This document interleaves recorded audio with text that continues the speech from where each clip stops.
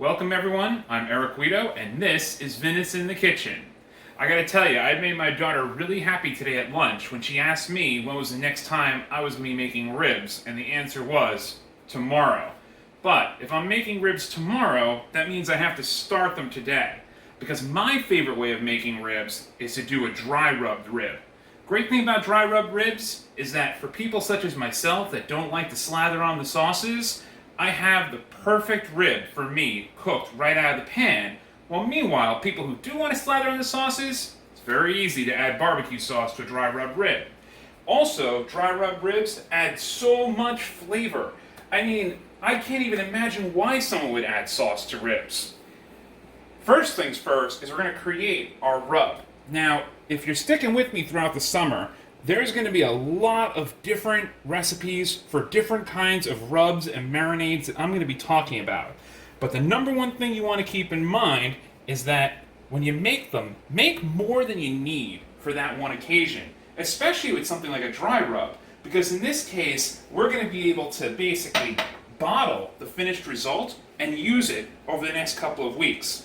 I'm also not a big fan of sweet dry rubs. I like to go spicy. Not so spicy that people that don't like heat are going to be uncomfortable at the table, but spicy enough that myself, as someone who likes a little bit of heat, is going to be happy and can always add more. So, let's start with our rub. Really fast here. I already put everything out just to make it a little easier on us all. We are going to take a 1/4 cup of sweet paprika. Be careful, this stuff stains. 3 tablespoons of salt. 1 tablespoon of onion granules. Tablespoon of roasted garlic. Tablespoon of oregano. Tablespoon of rosemary. 2 teaspoons of black pepper. 1 teaspoon of cayenne pepper. Now, if you're someone that really likes the heat and you don't have someone in your home that doesn't like heat, I would actually go 2 teaspoons of cayenne pepper. But I only go 1 with this recipe. 3 bay leaves that have essentially been crushed down. Once I have that in there, if you have a mortar and pestle, use your mortar and pestle. In this case, you can also just take a lemon reamer, use the back end that you would usually use as a handle, and just work it in there. You're not looking to like crush down spices here, you're just looking to break down some of the pieces of rosemary and some of those pieces of bay that we put in here.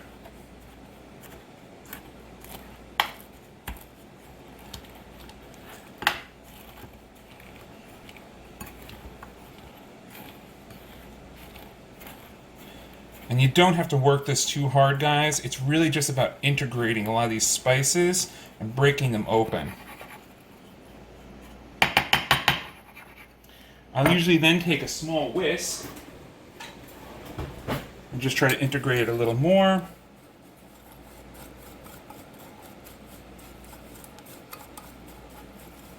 So whenever I finish a spice or an herb in this house that comes in a container, I'll save the container. I'll wash it well and basically just label it myself. Cajun rub. Oh, and of course, just in case my wife decides that she wants to spice something up for my daughter that doesn't like heat, I always make sure to write if something's hot. Okay, from here, just going to use a funnel.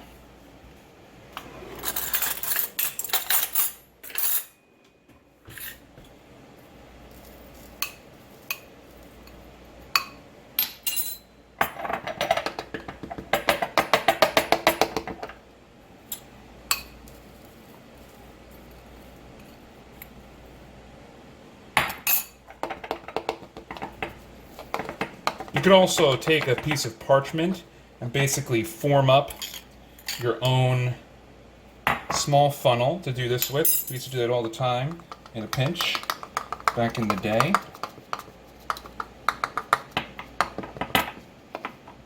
And so this is going to be perfect because what I basically have here is enough to fill this container for next 2 or 3 times, as well as possibly enough in this bowl to complete my dry rub today. This container can easily be stored in your spice rack for months. There's nothing in here that's going to go bad. And there's plenty of salt in here that even if there was something that might go bad, salt's going to keep it good. So let's turn our attention to the ribs. Because like I said, I'm cooking these tomorrow. I'm going to be doing these low and slow. I'm going to be doing them in the oven. I could do them on the grill, but personally, I'm not a big fan of spending hours upon hours tending to the coals and the smoke chips and things like that on a grill. It's just, if you have the time to do it, it's great. But in an oven, I have controlled environment. I'm going to be using slow, moist heat to bring these to perfection. Another great thing about using slow, moist heat is that I don't have to worry about trimming down all the connective tissue on these ribs. So these are spare ribs. And in many cases, when you're looking at someone that's going to tell you about how you're going to be grilling up spare ribs, they're going to start telling you to trim down any of the connective silver skin or anything on these ribs. This is all going to cook into just basically buttery goodness. It's all going to be flavor. And when people work through it, they're not going to have to worry about chewing through any of this, trust me. The one thing you do want to do is if there's any excess fat here, we do want to cut that off.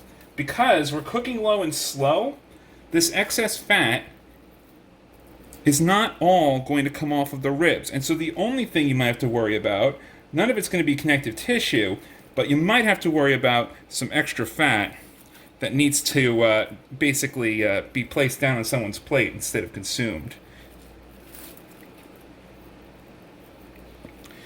Also, a lot of people tell you to take off this piece here and to use it for other things. Like for instance, you see there's no bones going through this, but I gotta be honest, if I were to remove this piece, I'd have some very unhappy people at the table tomorrow. This is one of their favorite parts. Granted, if you did want to slice this off, you could slice this off and just quickly saute or grill this. Extremely, extremely flavorful. But hey, that's the reason why they want it on their ribs, right? Do make sure to trim the fat though.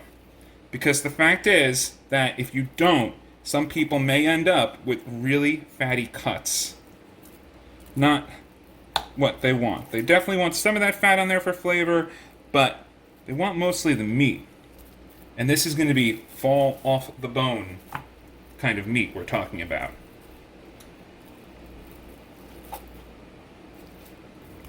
That's good. Don't want to cut so deeply that you're actually cutting into the meat. Keep that in mind. You just want to take off the excess.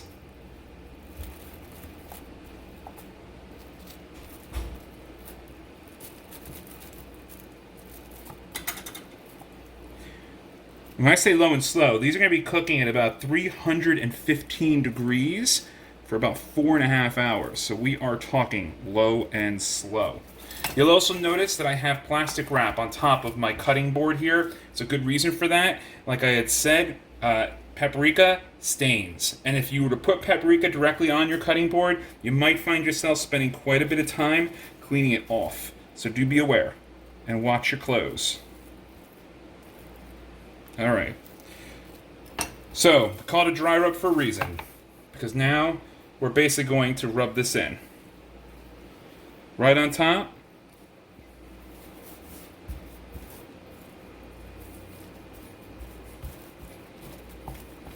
The idea here is that all of this flavor that we're packing in here, the salt is going to interact with the meat. The salt is going to force the meat to basically let out juices. The juices are going to saturate the spices.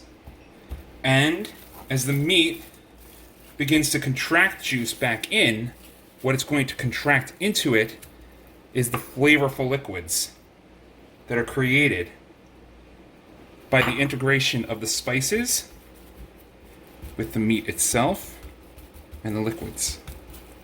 And so tomorrow, although these ribs would be great with just salt and pepper, they are going to be packed with spicy Cajun flavor. I'm going to use a little bit more from the rub that I bottled. just to make sure I got a good coating on there. See how perfect this is? How easy this comes out now? Let's check the other side really quick. Make sure we've got a good even layer. Let's try to get it on the sides as well. This is looking great. And tomorrow I'm going to use a little bit of this rub as well, just to top these off right before serving. Oh, if you could smell this. It smells great now. It's going to smell even better tomorrow. These two can now go together. As easy as that. You could wrap these in the same plastic wrap that I have here, but I would prefer put them in a Ziploc so any of those juices can't escape. Let me wash my hands really quick. So we're going to be doing this with moist heat tomorrow. And we're going to be adding vegetables to the pan with them, which are going to cook along with them. And soak up a lot of the flavor also coming from this rub. And we're almost going to complete the entire meal in one pot.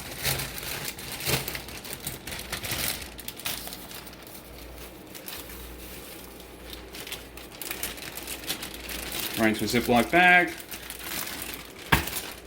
Try to get as much air as you can, although it's not absolutely it does not need to be completely vacuum sealed. Just take out as much air as you can. There you are. Okay, so these ribs will now go into my refrigerator. They will sit overnight, and just about lunchtime tomorrow, I'm going to pull them in. I'm going to have you guys right here back with me, and we're going to set these on the path to pure, beautiful, dry, rubbed rib perfection. I'll see you tomorrow. Welcome back, everyone, to Vinous in the Kitchen. It is now the next day, and it's time to start up my dry rubbed ribs for tonight's dinner. First thing I want to mention before I get into this is I noticed right after filming yesterday, I made one mistake when I was talking about what we were going to be doing today. And I mentioned I was going to be cooking this for 4 hours at 315. We're not cooking it at 315. We're actually going to be cooking this at 235 degrees for 4 hours. So, just getting that out of the way, this is only get one take with these. So, first thing that I've done is I have taken out the ribs to come to room temperature about an hour ago. They have been in this dry rub ever since last night when we started the process. I've set up my mise en place. I have my rack and tray right here. I also have the pan that I'm going to be cooking these in. We're going to be using low moist heat to cook these. I have about 6 to 8 stalks of celery that have been peeled and then cut down into smaller sizes that someone can have on their plate as a vegetable, as well as a bunch of carrots. There's probably about, I would say it's about 6 carrots here. With the carrots, I didn't peel them quite as much as I do with the celery. The celery has a fibrous piece that never is going to cook down, while the carrots, leaving a little bit of extra skin on there, actually helps them to hold their form throughout a long cooking process. I also have 2 fresh sprigs of rosemary and 1 onion that has been quartered. So to start this process, I've turned on my broiler. Now we're not going to be cooking it under the broiler, but we are going to be starting it under the broiler. The reason for that, typically, you'd expect to see me sear something like this. The problem with a dry rub is that if I were to sear this, this would all burn against the bottom of a super hot pan. And so instead of searing this, I'm just going to toss it under the broiler just to brown up the top a little bit while our vegetables work. So first things first, a little bit of olive oil in the pan. Now typically, if I were going to sweat these vegetables for this process, and I had actually started the ribs in the pan with a sear, I'd be using the fat that came off the ribs. But in this case, I'm going to go for some olive oil. And the idea here is we are basically going to sweat these veggies.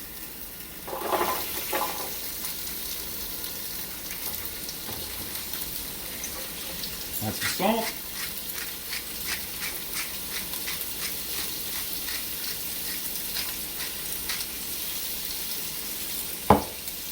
Let these work for a little bit. This is over medium heat. The idea is not to have these take on color. It's just to start the cooking process, have them release some of their flavors.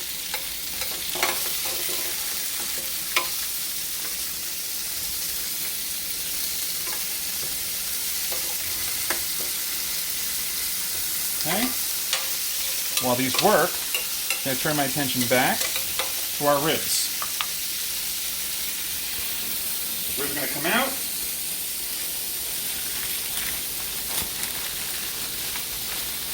Be placed on our pan, lined with foil. I want the meatier side of the ribs facing up.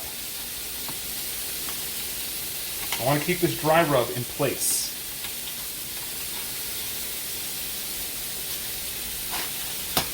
Broiler is already on. It's going to go under the broiler for about 2 minutes.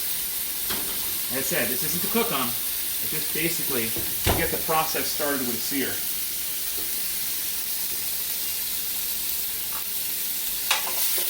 Keep these moving around a little bit. So far, the only thing we've added to this is salt.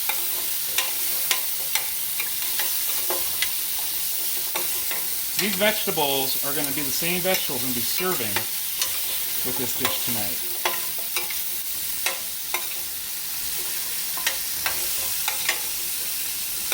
It's funny because I was thinking back yesterday, as I mentioned, my daughter asked me the next time I was going to make ribs, but throughout the entire process of doing Vinous in the kitchen, my wife kept on asking me over and over again, when are you going to do the ribs? Well, here we are. We'll also do some beef short ribs later on in the season. Okay, so once these have sweated a bit, we're going to take them out of the pan.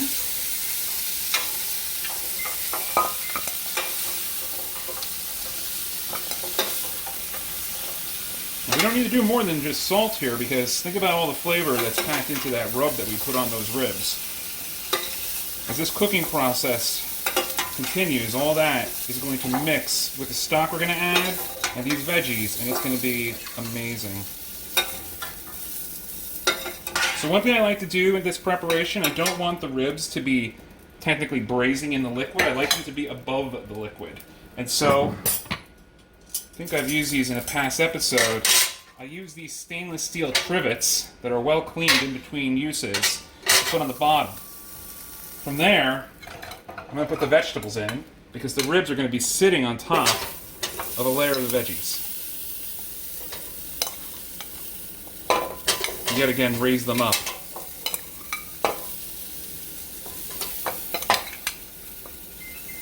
You check on those ribs really quick. Let them go for another minute while we continue this process.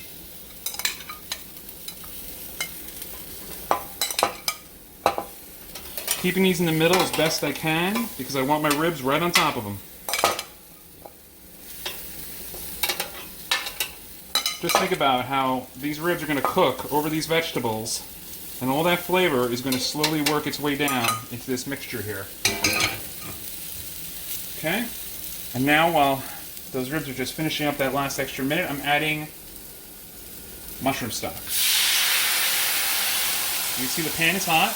The idea is to get the mushroom stock up close to a boil. And you can also see this mushroom stock is going to come up around the veggies. It's not going to come up around the ribs. Check those ribs now. Yep, exactly what I wanted. We may not have the perfect sear on those from a pan, but we do have some good crusting going on here, and also some of the fat started cooking. Immediately going to get my oven down to 235. And I'm going to actually open the door now, because keep in mind that oven is definitely hotter than 235 right now because of the broiler. Okay, so now these ribs are going to go right on top of our mirepoix. Again, I don't want them in the liquid. Trying to keep them both close to the middle.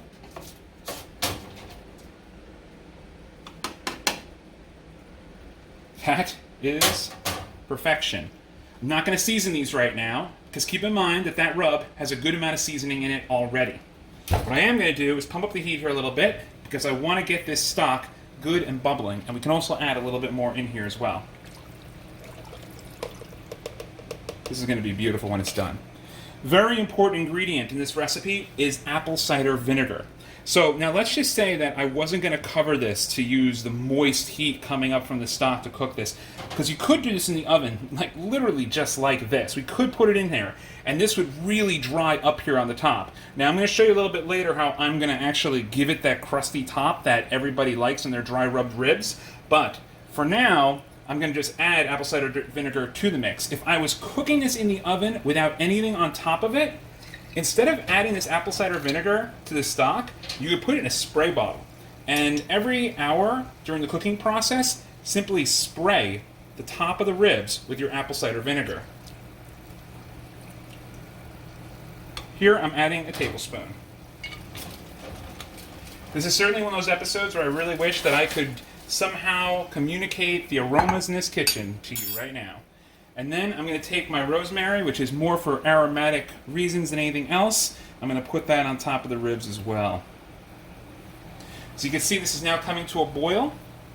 I'm going to line this with foil, nice and tight. I'm going to turn off the heat. We don't want to put this in there boiling because with such a large gauge stainless steel pot as this, it would hold the heat long enough that we'd actually be boiling these for a while. We don't want to do that. We want that liquid to come down to a simmer by the time it gets into the oven. Be careful, because this pot is going to be hot.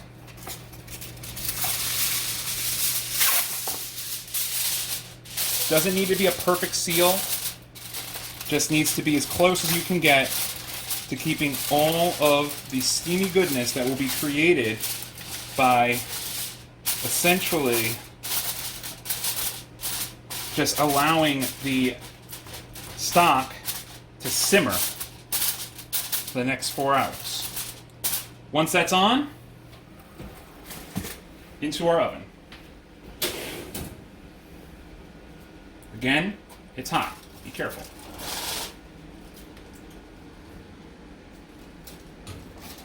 All right. It's in. I'm setting my timer now for 3.5 hours. I remember I said 4 hours, but I'm setting it for 3.5 hours. I'm going to check on it one more time. And I will be right back to show you the next step and almost finishing step for these ribs. See you then. Welcome back, everyone. This is going to be the easiest part of our entire process, but also extremely important. We are right down to the nitty-gritty where we have almost passed our 3 hours and 30 minutes, where this has been cooking at 235 degrees using moist heat. And so I'm going to open this up, because this timer is going to go off any second now. Let me turn the light on here. You know, another thing I invite you to do when you try this recipe is walk out of the house for about 15 to 20 minutes at some point, and then walk back in after your senses have kind of, balanced out the aromas in the house. Walk back in, and I'm going to tell you, what you're going to smell is going to be amazing. Now, be very careful, because even though this is not boiling, it's only simmering all this time. There's steam in here. I'm going to take this off. Look at that. Oh my. These are almost done. So, all I'm doing here is I am going to put some of our braising liquid across the top. I'm sorry, we're not braising the actual ribs though, keep that in mind, we're just using that for the moisture. Technically the vegetables are being braised. And it's going to go back in, uncovered, for another half hour.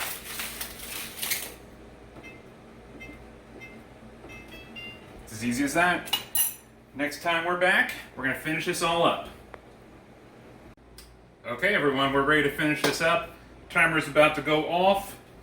We have been slow cooking these ribs now for 4 hours.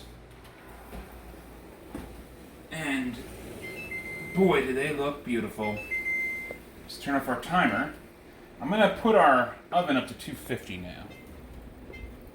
I'm sorry, 350.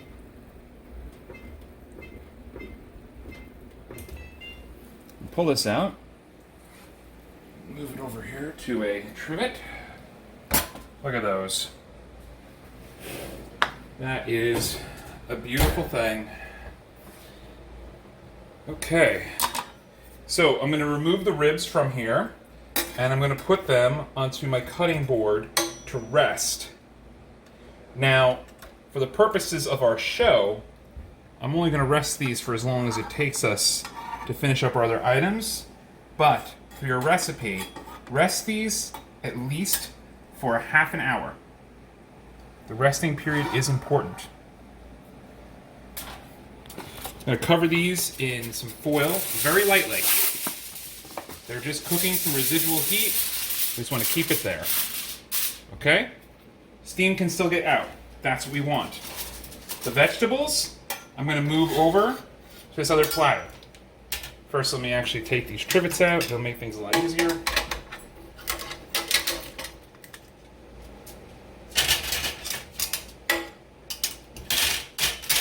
Do keep in mind, this is very hot.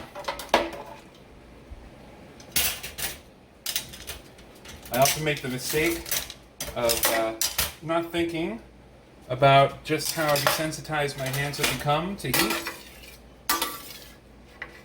Don't make the same mistake. These veggies have actually been braising, and I want to serve them tonight on the plate. And so I'm just going to toss them back in the oven to now let them dry up a little bit and intensify their flavor. Because this makes for some great vegetables on people's plates. That's our oven coming up to 350 behind me.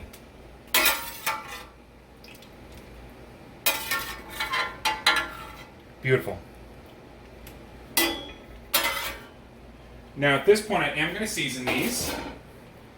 Just a little bit of salt. Put them right into the oven. Exactly where our braise was before, or where our ribs were before.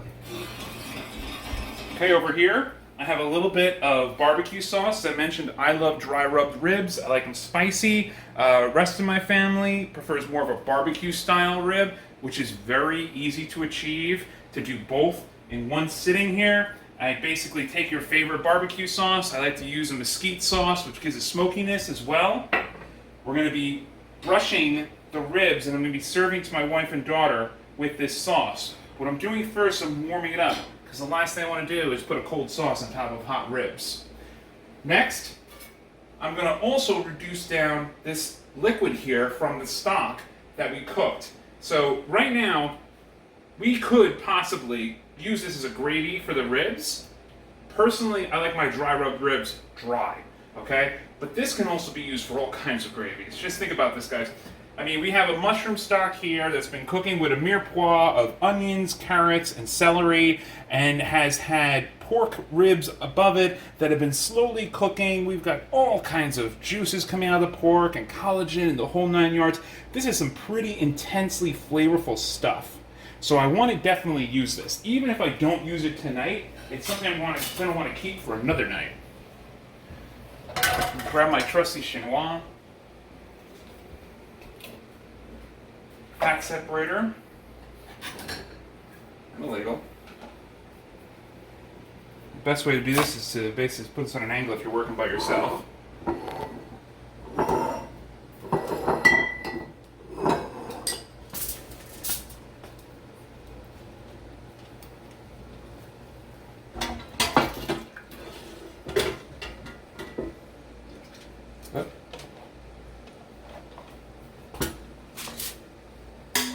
The funny part is that I usually have a teammate to help me with this process, and that teammate is currently filming our video, so she cannot help me quite the way she usually does.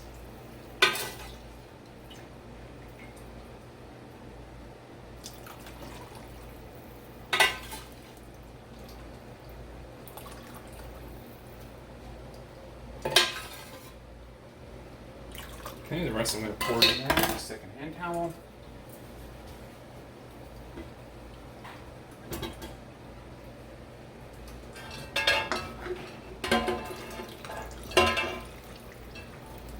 Like I said, you don't want to lose any of that. That is some wonderful stuff. Thank you, mysterious woman behind the curtain. Move this to the sink. I'm going to let this cool for a couple of minutes so that the fat rises to the top. Because we want all the liquid, we don't want all the fat. My barbecue sauce has come to a little bit of a simmer here, so I'm going to take that off. It's nice and warm now. Clean up a little bit. Oh, it smells amazing. I might not eat barbecue sauce, but boy, do I envy the people that do. Okay, so now let's talk about wine pairings. So for me, when I think about ribs, I automatically go to the Rhone. This is the first thing that comes to my mind. Now, I don't think I would do this with the barbecue style ribs, but when it comes to my dry rub ribs, a Côtes de Rhone is a great way to go. In this case, we have primarily Grenache, but also you have some Syrah in here. So this is a Côtes de Rhone that comes from Gigondas. You get a lot of minerality in here as well. This is actually a great pairing with ribs, but it might not do so well with the barbecue style ribs. That's where this comes in. New World Syrah. A New World Syrah can actually bridge the two preparations we're doing tonight, the barbecue and the dry rub. You have a lot of big juicy fruit in here, but all the characteristic smoky, earthy, animal tones of Syrah. This is great. Also, you could look to Australia for a Shiraz. Now let's just say that you really want to spice it up. If you're doing the dry rub and it's very spicy, go with Gewürz. Gewürz is absolutely the way to go if you spice these up. If you're that person that decided to add the 2 teaspoons of cayenne pepper instead of the 1 to the rub that we made, this is your way to go. Anything, anytime, super spicy, Gewürz is your friend. Another wine that can bridge the two, Alsatian Riesling. This is a big boy. This is a Riesling that gives you all the minerality, all the acidity, but with textural depths that can match either of these preparations. In fact, this may be what we end up opening tonight. And now, if you want to have the wine that can handle both preparations, barbecue as well as dry rub, stand up to both of them, lend its silky textures and big fruit to both these preparations, go with a Chateauneuf de Pape. Chateauneuf de Pape wins all the time with these preparations. It's Grenache, but in this case, it's a bigger style of Grenache. There's a lot of really fresh, ripe fruit here that's going to match perfectly with both of these preparations. So now we've talked about our wine, let's just get our sauce started really quick. Just going to bring this up to a medium flame.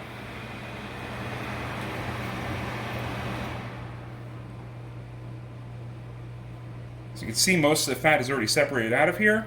Now I'm going to bring the flame up slowly. Now we have some liquid in here.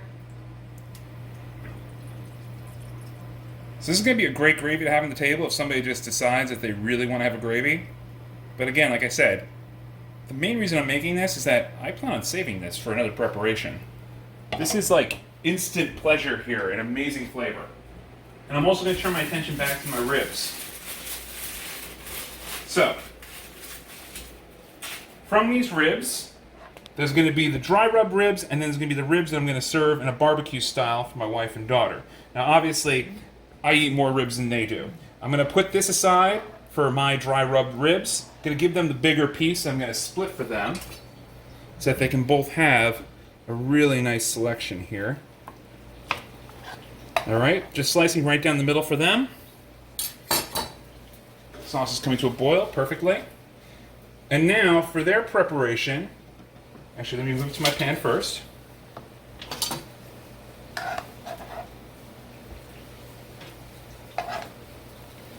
I'm just going to brush on some of this barbecue sauce for them. Separate these a little bit. And then, of course, I'm also going to make sure that this barbecue sauce that has been warmed up and reduced a little bit, that they have this on the side as well, so that they could also go crazy with it if they like. I like to really get it on there for them. Keep in mind, we did do a dry rub on these, so we want to make sure that they have exactly what they want flavor-wise. You can get on the bones. Come on, guys, we've all eaten ribs before. We know what we like to do here with the bones, right? Extreme close-up there.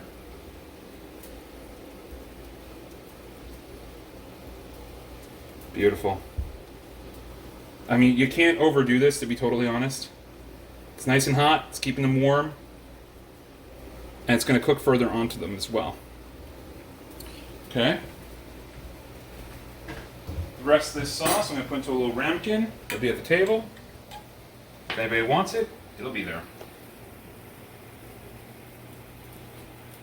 My dry rub, I'm going to add just a little bit more of my spice mix.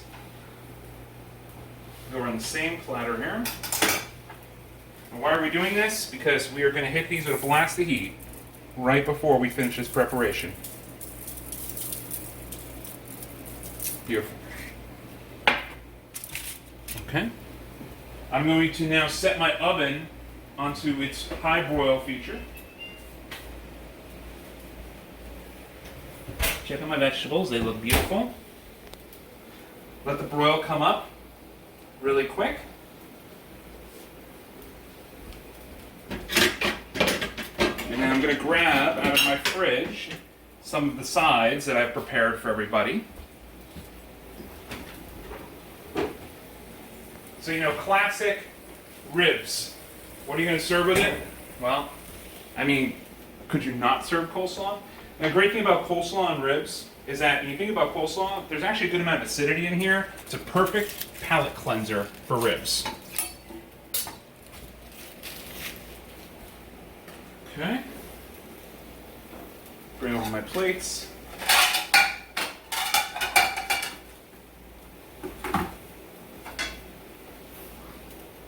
Alright, so now, by now my broiler should be going. This is going to go in for only about a minute or two, and it is literally going in just to give these a nice blast of heat before I serve. Right under the broiler. While those go in, I'll take the veggies out. So you can see, they've basically just lost some of the liquid that was in them. It's exactly what we want. Flavor has been intensified. Set my timer so I don't lose track of my ribs. We don't want to burn them. Beautiful. 2 coleslaws, not 3. I don't eat coleslaw. That's okay. Let's start putting some of these vegetables on here.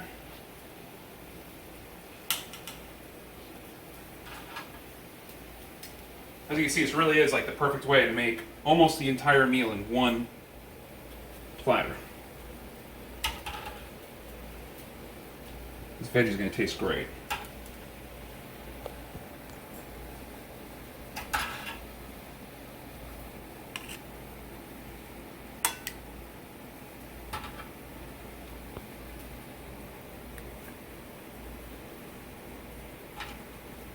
The onions are actually my favorite.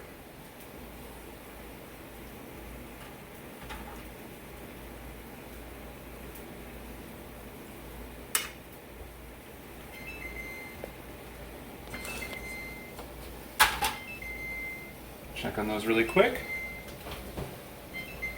Good.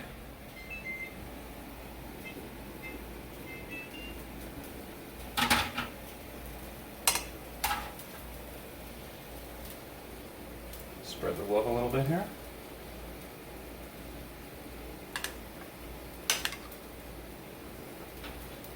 Beautiful. And now we're going to grab our ribs. Sauce is still reducing, that's not a problem. Reality is you can keep reducing the sauce for a while. Ribs. Oh yeah. Alright, so the dry rub ones I'm going to take out, but I'm going to leave the barbecue ones in just for an extra minute. Because these are definitely done. Beautiful. Put our barbecue back in. So I make sure that barbecue sauce gets nice and cooked on there. As for our sauce, or our gravy, if anyone should choose, I'm just going to pour it into a gravy boat. It's not on the table if anybody wants it.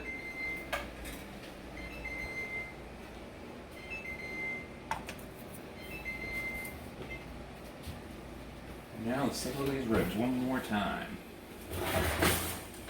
Oh yeah. Some people are going to be very happy in this house tonight.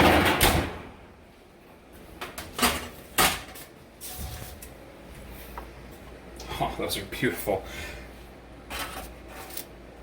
I am very jealous right now. Very jealous.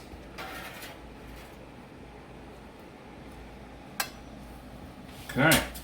And to finish this up, just a little garnish. A little bit of fresh rosemary on there. It's perfect.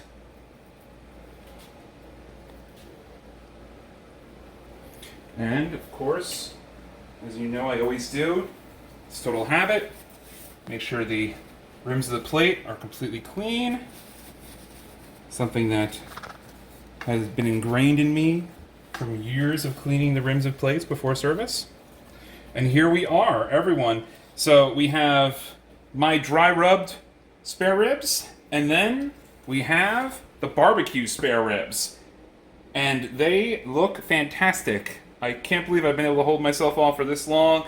I'm telling you, it's one of these processes that it seems like it takes a whole lot of time, but the reality is it's really not that difficult. As long as you plan things out, this is a really easy preparation. And I gotta tell you, once your family tastes these, forget about it. They're absolutely amazing.